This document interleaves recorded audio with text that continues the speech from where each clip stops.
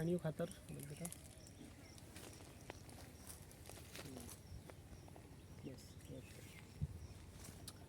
છાણિયા ખાતરમાં કલ્ચરનો આપણે આજે પ્રોસેસ કરવા જઈ રહ્યા છે.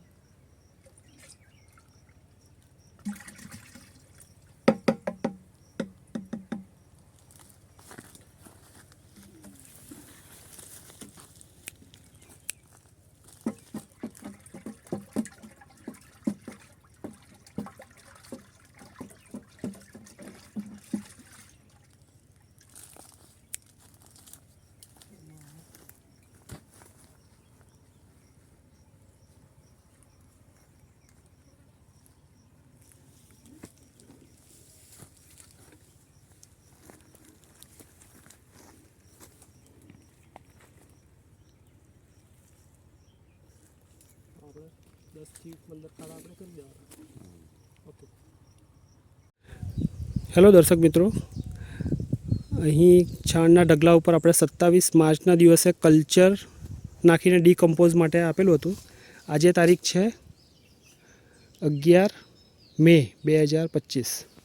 જોઈએ 44 દિવસ 45 દિવસમાં કેટલો ફરક આવેલો છે.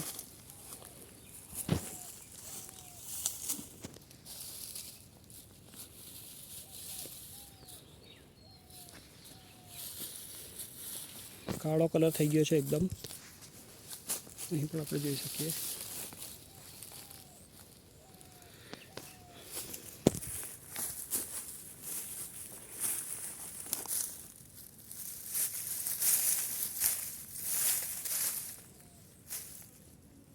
આ રીતે ખૂબ જ એક ફાયદો એ થાય છે કે એની અંદર છાણની અંદર રહેલો જે પણ ઘાસચારો હોય અને બિયારો હોય એ બધો જ સડી જતો હોય છે.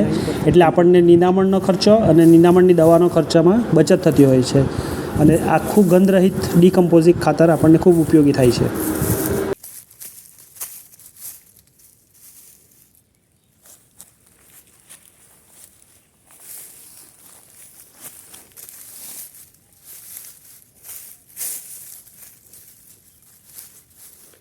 જ્યાં પણ આપણે પ્રોસેસ કરીએ ત્યાં કાળો કલર આવી ગયો છે એકદમ અને કમ્પ્લીટ રેડી થઈ ગયું છે. Okay, thank you.